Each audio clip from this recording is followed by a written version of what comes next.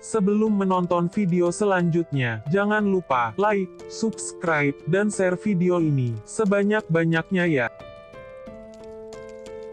Bab 8. Panggil Dinar ke ruanganku. Perintah Damar. Setelah beberapa kali menyambungkan teleponnya ke meja kerja Dinar tapi tak juga diangkat. Dinar tidak masuk Pat, jawab seorang staf.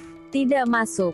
Kenapa? Tidak tahu Pat. Dinar tidak memberi kabar. Damar menutup teleponnya. Kemana dia? Sudah berani-beraninya bolos, desis Damar. Sepanjang hari itu Dinar hanya terbaring lemas di ranjang. Beberapa kejutan buruk yang didapatinya selama beberapa hari, membuat kesehatannya menurun. Keesokan harinya Dinar memutuskan untuk kembali bekerja. Dinar, kemana saja kamu kemarin? Tegur Selin melihat Dinar yang baru tiba di kantor. Aku tidak enak badan. Seharusnya kamu memberi kabar. Pak Damar akan sangat marah jika ada yang bolos, ujar Selin menakut-nakuti. Benar saja, baru Dinar menyalakan MacBook-nya, telepon kantornya berdering. Ke ruanganku sekarang. Perintah Damar. Baik Pak. Dinar menghela nafas panjang, menyiapkan mental jika Damar akan memarahinya. Dinar mengetuk pintu ruangan Damar beberapa kali, sampai terdengar suara Damar yang mempersilahkannya masuk. Dinar hanya tertunduk saat Damar menyuruhnya duduk. Kemana saja kamu kemarin? Tanya Damar menatap tajam Dinar. Aku tidak enak badan, jawab Dinar masih terduduk. Tak berani menatap mata Damar, bukan karena takut. Menatap Damar selalu mengingatkan Dinar pada kenangan mereka dulu. Sedang Damar sudah tak mengingatnya sedikit pun. Apa kamu tidak tahu caranya memberi kabar ke kantor? Tegur Damar masih menatap gadis di hadapannya. Aku lupa.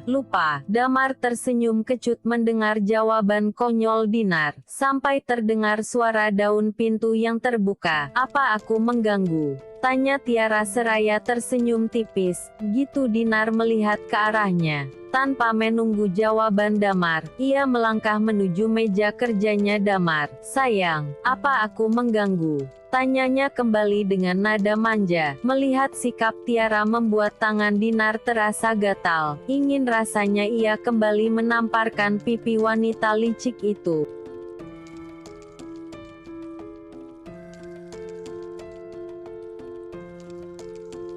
Keluarlah, ujar Damar pada Dinar. Dinar pun bergegas keluar dari ruangan tersebut. Muak rasanya melihat Tiara. Tiara tersenyum puas. Apa dia sekretaris baru? Tanya Tiara berpura tak mengenal Dinar. Ya, dia sekretaris baru. Apa dia membuat masalah? Kemarin dia tidak masuk kerja. Tidak masuk kerja. Baru bekerja di sini sudah tidak masuk kerja. Kenapa kamu tidak pecat saja? Usul Tiara. Baginya sekarang Dinar seperti ancaman. Ia tidak ingin Dinar sekantor dengan Damar. Dan tiba-tiba Damar teringat pada Dinar. Sayang, memecat pegawai seperti itu aku rasa tindakan yang tepat. Bujuk Tiara memeluk dada bidang Damar yang masih duduk di kursi kerjanya. Aku tidak bisa memecat seseorang hanya karena alasan kecil. Sudahlah, aku masih sibuk. Balas Damar melepaskan tangan Tiara di dadanya, lalu melanjutkan pekerjaannya. Dinar meraih undangan berwarna merah muda yang tergeletak di meja kerjanya. Dinar, datang ya, ujar rekan kerjanya bernama Tio. Oh ya, nanti aku datang.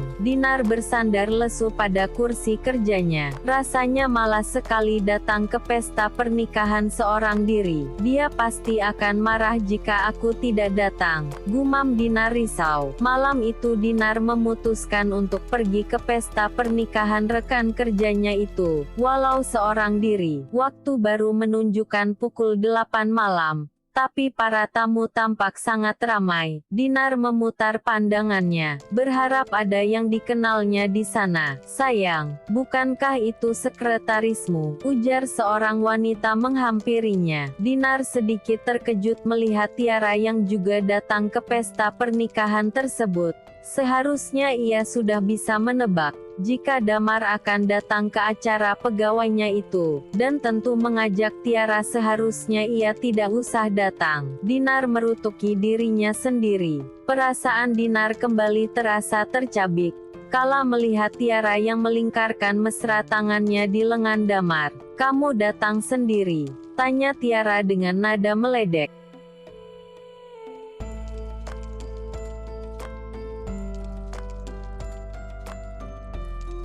"Dia datang bersamaku," sahut seorang pria. Dinar terperanjat kaget melihat Darwin yang tiba-tiba datang dan mengatakan hal itu. Juga Tiara yang tak kalah terkejutnya, melihat Darwin yang juga teman satu kampusnya dulu. "Oh baguslah, ayo sayang kita ke sana." Tiara bergegas menjauh. "Aku tak menyangka dia selicik itu," ujar Darwin. Tahu jika Tiara sahabat baik Dinar, tak bisa dibayangkan betapa hancurnya dengan pengkhianatan ini. "Dia memang licik," balas Dinar memilih duduk seraya menenangkan perasaannya. Tak berapa lama, Darwin pergi ke toilet di lorong hotel. Ia berpapasan dengan Tiara. Darwin mencekal lengan Tiara yang hendak melewatinya. "Aku tidak menyangka kamu ternyata selicik ini," ujar Darwin mengingat bagaimana dekatnya Tiara dan Dinar. "Memangnya kenapa jika aku berbuat licik?" Tiara justru tersenyum tipis. "Bukankah karena ini kamu jadi bisa lebih dekat dengan Dinar? Atau bagaimana kalau kita kerja sama saja?" sambung Tiara dengan tawaran konyolnya. "Aku tidak sepertimu," desis Darwin yang langsung berlalu pergi. Semakin malam pesta semakin meriah. Dinar hanya dapat terduduk murung, melihat Tiara yang sengaja memamerkan kemesraannya dengan Damar.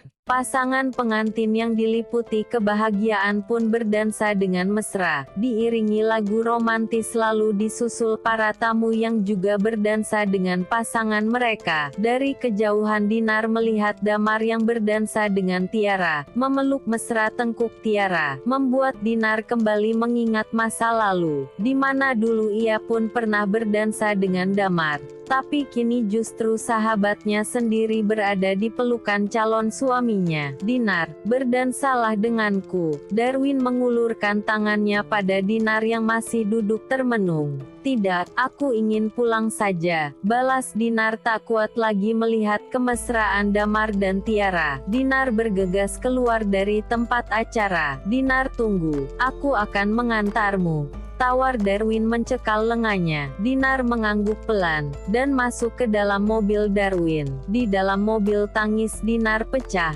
Tak dapat lagi menahan air mata yang sedari tadi. Kenapa semua seperti ini? Kenapa Tiara tega melakukan ini? Lirih Dinar. Darwin hanya terdiam membiarkan Dinar menangis, meluapkan kesedihannya. Ingin rasanya ia merengkuh gadis di hadapannya itu. Namun Darwin sadar ia tak punya hak untuk itu. "Bagaimana kalau kita makan? Kamu pasti lapar," ajak Darwin setelah tangis Dinar mereda. Mengingat Dinar tak sedikit pun menyantap makanan di pesta pernikahan tadi, Dinar hanya mengangguk pelan. Darwin pun melakukan mobilnya ke sebuah resto. Setibanya di sana Darwin memesanan makanan untuk Dinar. Tapi Dinar hanya mengaduk-aduk makanannya tak berselera. "Makanlah, nanti kamu bisa sakit," tegur Darwin melihat Dinar yang tetap melamun menatap makanannya. "Bagaimana jika Damar tidak akan mengingatmu lagi?" "Aku yakin Damar akan mengingatku," balas Dinar masih dengan keyakinannya. "Jika ingatan Damar akan pulih dan kembali padanya, habiskan makananmu. Setelah ini aku akan mengantarmu pulang," ujar Damar berusaha tersenyum dengan ucapan Dinar. Walau sebenarnya Darwin berharap Dinar melupakan Damar dan membalas perasaannya,